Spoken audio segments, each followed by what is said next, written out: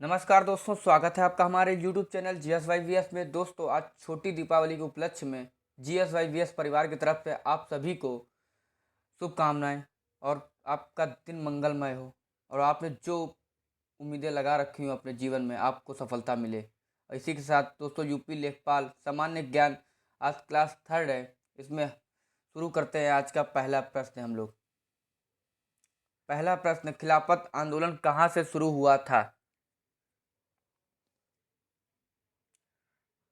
तो इसका सही उत्तर हो जाएगा खिलाफत आंदोलन लखनऊ से शुरू हुआ था। यह संगठन लखनऊ, भारत में हैत शौकत अली जमींदार शौकत अली सिद्दीकी के परिसर में स्थित था। तक खिलाफत आंदोलन ये दोस्तों अली भाइयों के नेतृत्व में 1919 में खिलाफत आंदोलन शुरू हुआ था तथा मौलाना मोहम्मद अली और मौलाना शौकत अली के दो भाइयों के उससे तथा 1920 के दशक के मध्य तक खिलाफत नेताओं ने गांधी जी के सहयोग आंदोलन के साथ हाथ मिलाया था। नेक्स्ट, दूसरा प्रश्न, सर्वसम्मति से चुने गए भारत के पहले राष्ट्रपति हैं?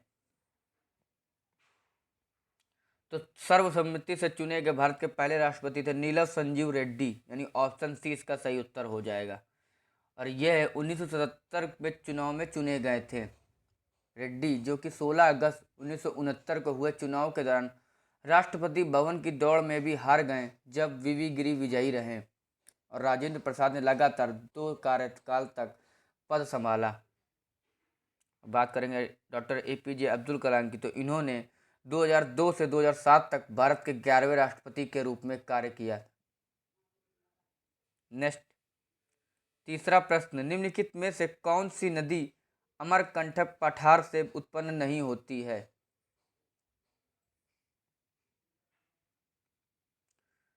तो इसका सही उत्तर हो जाएगा अमरकंटक पठार से नहीं उत्पन्न होती, तो वो हो जाएगी बेतवा नदी, यानी ऑप्शन बी इसका सही उत्तर हो जाएगा। बेतवा नदी मध्य प्रदेश के जिरी गांव में विंध्य रेंज से निकलती है और उत्तर प्रदेश और मध्य प्रदेश राज्यों के बीच बहती है। नेक्स्ट, चौथा प्रश्न, टीपू सुल्तान कहाँ का शासक था? तो टीपू सुल्तान जो कि मैसूर का शासक था और ये टीपू सुल्तान को मैसूर का शेर के रूप में भी जाना जाता है और उनके झंडे पर बाघ की छवि थी। वह शक्तिशाली मैसूर शासक हैदर अली के पुत्र थे तथा टीपू सुल्तान ने 1782 से 1799 तक मैसूर पर शासन किया। नेक्स्ट, पांचवा प्रश्न, निम्नलिखित में से कौन सा उपकरण हरिप्रसाद चौरसिया के साथ सबसे प्रसिद्ध है? तो पंडित हरिप्रसाद चौरसिया भारत के एक प्रसिद्ध बांसुरी वादक थे और पंडित हरिप्रसाद का जन्म 1 जुलाई 1938 को इलाहाबाद में हुआ था और 2000 में पंडित हरिप्रसाद चौरसिया को भारत सरकार द्वारा पद्म विभूषण से सम्मानित किया गया था। दोस्तों, भारत में अन्य प्रमुख बांसुरी वादक भी हैं, जैसे एन लीला, पन्नालाल घोष, राजेंद्र प्रसाद, वी कुंजामणि, ये भारत के अन्य बांसुरी वादक हैं। तथा आपके सितार वादक हो जाएंगे पंडित रविशंकर और सरोद वादक हो जाएंगे आपके हुसैन अहमद खां और अमजद अली खान हो जाएंगे आपके सरोद वादक। नेक्स्ट, छठा प्रश्न, उत्तर प्रदेश का दूसरा विज्ञान पार्क कहाँ पर स्थित है? तो उत्तर प्रदेश का दूसरा विज्ञान पार्क जो कि हरदोई जिले के संडीला में स्थित है। ये उत्तर प्रदेश का पहला साइंस पार्क दोस्तों लखनऊ में स्थित है तथा दूसरा साइंस पार्क हरदोई जिले के संडीला में स्थित है। दोस्तों, और भी जैसे कि क्या कहते हैं कि अन्य महत्वपूर्ण उत्तर प्रदेश के पार्क हैं, याद कर लीजिएगा, परीक्षा के लिए इंपॉर्टेंट प्रश्न है कि नॉलेज पार्क आपका ग्रेटर नोएडा में स्थित है तथा एग्रो पार्क जो कि लखनऊ, वाराणसी, बाराबंकी तथा शाहजहाँपुर में स्थित है और फूड पार्क आपका मथुरा बरेली में स्थित है और प्रवासी प्रसंस्करण केंद्र जो कि लखनऊ में स्थित है तथा बुद्ध थीम पार्क ये आपका सारनाथ में स्थित है। नेक्स्ट, सातवां प्रश्न, उत्तर प्रदेश में वर्षा ऋतु में निम्नलिखित में से कौन सा गीत गाया जाता है? तो वर्षा ऋतु में दोस्तों गीत गाया जाता है, कजरी गीत गाया जाता है। उत्तर प्रदेश में वर्षा ऋतु में कजरी गीत गाया जाता है, यानी ऑप्शन बी इसका सही उत्तर हो जाएगा। दोस्तों कजरी की विभिन्न शैलियाँ भी याद कर लीजिए, जैसे सावन, झूला, ब्रह आदि, ये सब कजरी की विभिन्न शैलियाँ हैं। और कजरी संगीत में मुख्य रूपांकनों में राधा और कृष्ण शामिल हैं, जो दिव्य प्रेमियों की प्रतिष्ठित कल्पना है। नेक्स्ट, 8वां प्रश्न, निम्नलिखित में से किस दलहन फसल का क्षेत्र उत्तर प्रदेश में सर्वाधिक है?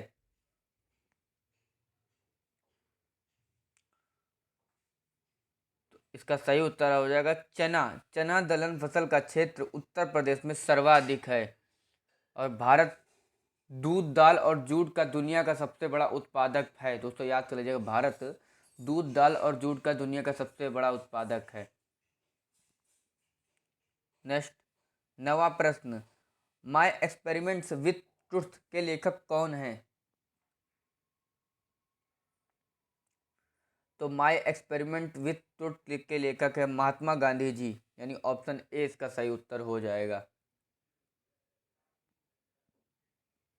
नेक्स्ट, 10वां प्रश्न, भारत के राज्यों में व्यापार सुगमता यानी इज ऑफ डूइंग बिजनेस में उत्तर प्रदेश का स्थान क्या है? तो भारत के राज्यों में व्यापार सुगमता इज ऑफ डूइंग बिजनेस में उत्तर प्रदेश का स्थान दूसरा है, यानी ऑप्शन ए इसका सही उत्तर हो जाएगा। पिछले साल की रैंकिंग से उत्तर प्रदेश ने 10 स्थान की छलांग लगाई है, तथा आंध्र प्रदेश ने इज ऑफ डूइंग बिजनेस सूचकांक में पहला स्थान हासिल किया है। और दोस्तों यह उद्योग और आंतरिक व्यापार DPIIT संवर्धन विभाग द्वारा व्यापार सुगमता सूचकांक जारी किया जाता है। नेक्स्ट, 11वां प्रश्न, भारत में प्रतिवर्ष आयोजित होने वाला एजरा कप किस खेल से संबंधित है? तो दोस्तों एजरा कप एक प्रसिद्ध पोलो टूर्नामेंट है, यानी ऑप्शन सी इसका सही उत्तर हो जाएगा, जो भारत में प्रतिवर्ष आयोजित किया जाता है, तथा यह पहली पोलो ट्रॉफी भी है जो, और कोलकाता पोलो क्लब इसे चलाता है एजरा कप, और 1880 में यह शुरू किया गया था। नेक्स्ट, 12वां प्रश्न, सूर्य की सबसे बाहरी परत को किस रूप में जाना जाता है? तो सूर्य की सबसे बाहरी परत को कोरोना के रूप में जाना जाता है। कोरोना कोरोना के रूप में जाता है। कोरोना दोस्तों इस टाइम चाहे इंडिया हो या अन्य कोई भी देश, ऐसा कोई नहीं जो इस शब्द को ना जानता हो कोरोना को। ये बात अलग कि कोरोना सूर्य की बाहरी परत है, वो अलग हो गया, ये दूसरों अलग है कि कोरोना एक दोस्तों वायरस है, एक प्रकार से दूसरों में फैल जाता है बहुत जल्दी। इससे बहुत सी जानें गई हैं पिछले साल, उसके 2020 में बहुत जाने गई हैं इससे। दोस्तों कोरोना सूर्य की सबसे बाहरी परत है। ये एक बहुत ही उच्च तापमान का अनुभव करता है, लगभग 1 मिलियन डिग्री सेल्सियस का। नेक्स्ट, 13वां प्रश्न, निर्वात में प्रकाश की गति कितने मीटर प्रति सेकंड है? तो निर्वात में प्रकाश की गति 3 × 10⁸ मीटर प्रति सेकंड है। 3 × 10⁸ मीटर प्रति सेकंड है। अब बात करें निर्वात की, तो निर्वात एक ऐसा स्थान है जहाँ कोई भी पदार्थ नहीं होता है, या जिसमें दबाव इतना कम होता है कि अंतरिक्ष में कोई भी कण वहाँ होने वाली किसी भी प्रक्रिया को प्रभावित नहीं करता है। नेक्स्ट, 14वां प्रश्न, महायान या ग्रेटर व्हील के संस्थापक कौन थे? तो महायान या ग्रेटर व्हील के संस्थापक नागार्जुन थे, यानी ऑप्शन सी इसका सही उत्तर हो जाएगा। नागार्जुन महायान या ग्रेटर व्हील के संस्थापक थे। दोस्तों महायान के अनुयायियों के अनुसार केवल बुद्ध और बोधिसत्व ही मोक्ष प्राप्त करने में मदद कर सकते थे, और अशोक ने हीनयान का संरक्षण किया। दोस्तों बौद्ध धर्म के 3 संप्रदाय याद कर लीजिएगा, परीक्षाओं के लिए इम्पोर्टेंट प्रश्न है कि बौद्ध धर्म के 3 संप्रदाय हैं, महायान, हीनयान और वज्रयान। नेक्स्ट, 15वां प्रश्न, हल्दी घाटी के युद्ध में अकबर का सेनापति कौन था? तो दोस्तों हल्दी घाटी का युद्ध 1576 ईस्वी में लड़ा गया था। इसमें अकबर का सेनापति मान सिंह थे, यानी ऑप्शन सी इसका सही उत्तर हो जाएगा। और युद्ध का स्थल दोस्तों राजस्थान में गोगुंदा के निकट हल्दी घाटी में एक संकरा पहाड़ी दर्रा में था। और मिर्जा मान सिंह प्रथम और आमेर के कछवाहा राजपूत राजा थे, जिसे बाद में जयपुर के नाम से जाना जाता था।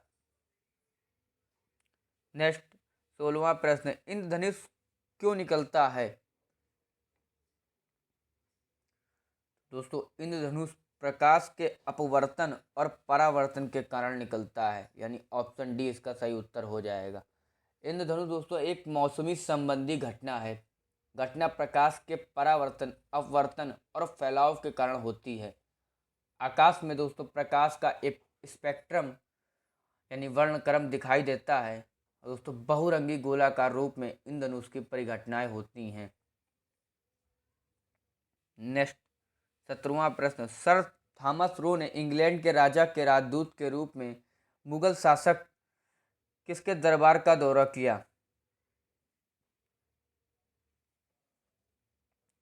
तो सर थॉमस रो ने 1615 ईस्वी में इंग्लैंड के राजा के राजदूत के रूप में मुगल शासक जहांगीर के दरबार का दौरा किया, यानी ऑप्शन बी इसका सही उत्तर हो जाएगा। और वह 1619 तक आगरा के निवासी के रूप में रहे। नेक्स्ट 18वां प्रश्न, बॉक्साइट खनिजों का सर्वाधिक वितरण किस राज्य में स्थित है? तो बॉक्साइट खनिजों का सर्वाधिक वितरण उड़ीसा राज्य में स्थित है। दोस्तों कल मैंने आपसे पूछा था कि कोयले का सबसे ज़्यादा बड़ा भंडार कहाँ स्थित है, तो वह दोस्तों आपका स्थित है झारखंड में स्थित है। 38% से ज़्यादा झारखंड से निकलता है, तथा उसमें कोयले में सेकंड नंबर पर दोस्तों उड़ीसा राज्य था। और इसमें बॉक्साइट खनिजों का सर्वाधिक वितरण उड़ीसा राज्य में होता है। उड़ीसा में दोस्तों अकेले 52% लगभग परसेंट है, अकेले पूरे भारत का कवर करता है। तथा आंध्र प्रदेश 18% हिस्सेदारी है और गुजरात इसमें 7% हिस्सेदारी रखता है। और दोस्तों उड़ीसा मैग्नीज का प्रमुख उत्पादक भी है, याद कर लीजिएगा, भारत में सबसे अधिक मैग्नीज का प्रमुख उत्पादक उड़ीसा है। नेक्स्ट 19वां प्रश्न, निम्नलिखित में से कौन सा विटामिन रक्त के जमने के लिए महत्वपूर्ण है? तो रक्त के जमने के लिए महत्वपूर्ण है विटामिन के, यानी ऑप्शन बी इसका सही उत्तर हो जाएगा। रक्त का जमना या थक्का जमना एक महत्वपूर्ण प्रक्रिया है जो रक्त वाहिका के घायल होने पर अत्यधिक रक्त स्राव को रोकती है। पूरी प्रक्रिया में दोस्तों 3 बुनियादी चरण शामिल होते हैं, जैसे संवहनी ऐंठन, दूसरा एक प्लेटलेट प्लग का निर्माण, तथा तीसरा जमावट जिसमें थक्के कारक एक फाइब्रिन थक्के के गठन को बढ़ावा देते हैं, यानी ऑप्शन बी इसका सही उत्तर हो जाएगा विटामिन के। नेक्स्ट 20वां प्रश्न, एरो इंडिया 2021 सभा दुनिया में प्रमुख एरोस्पेस और रक्षा प्रदर्शनी में किसमें बंद हो गई? तो दोस्तों एरो इंडिया 2021 सभा दुनिया में प्रमुख एरोस्पेस और रक्षा प्रदर्शनी वायुसेना स्टेशन हेलंका बेंगलुरु में बंद हो गई, यानी ऑप्शन ए इसका सही उत्तर हो जाएगा। दोस्तों कई भारतीय वायुसेना जैसे आईएफ सेना, नौसेना, हिंदुस्तान एरोनॉटिक्स एचएएल और तटरक्षक विमानों ने अंतर्राष्ट्रीय आयोजन के 13वें संस्करण में भाग लिया, जिसे दुनिया की पहली हाइब्रिड एरो और रक्षा प्रदर्शनी के रूप में देखा गया। नेक्स्ट 21वां प्रश्न, इनमें से फ्रुक्टोज बहुलक का उदाहरण कौन सा है तो फ्रुक्टोज बहुलक का उदाहरण है इनुलिन, यानी ऑप्शन बी इसका सही उत्तर हो जाएगा। इनुलिन दोस्तों फ्रुक्टोज का एक बहुलक है। नेक्स्ट 22वां प्रश्न, प्रसिद्ध पुस्तक मधुशाला के लेखक कौन थे? तो प्रसिद्ध पुस्तक मधुशाला के लेखक हैं हरिवंश राय बच्चन, यानी ऑप्शन सी इसका सही उत्तर हो जाएगा। हरिवंश राय बच्चन जो कि अमिताभ बच्चन जी के पिताजी हैं। यह पुस्तक इन्होंने 1935 में लिखी थी तथा 1976 में उन्हें हिंदी साहित्य की सेवा के लिए पद्म भूषण मिला था और उनका जन्म 27 नवंबर 1907 को आगरा में हुआ था और वह 3 अप्रैल 1966 से 2 अप्रैल 1972 तक संसद राज्यसभा के सदस्य भी थे। इनकी दोस्तों हरिवंश राय बच्चन की अन्य पुस्तक भी याद कर लीजिए, जैसे रचनाएं इन्होंने किया मधु कलश, मिलन यामिनी, नीली चिड़िया आदि। तथा दोस्तों अमिताभ बच्चन की पुस्तकों को भी नाम याद कर लीजिएगा, अमिताभ का खजाना, सोल करी फॉर यू एंड मी। तथा महादेवी वर्मा जी की भी याद कर लीजिए पुस्तकों का लेखक, नीरजा, यामा तथा गिल्लू इनकी पुस्तकों के नाम थे। और मुंशी प्रेमचंद की पुस्तक का नाम याद कर लीजिएगा, रंगभूमि, गोदान तथा गबन। ये मुंशी प्रेमचंद की पुस्तक का नाम था। नेक्स्ट 23वां प्रश्न, निम्नलिखित में से किस व्यक्ति ने उत्तर प्रदेश के मुख्यमंत्री के रूप में कार्य नहीं किया है?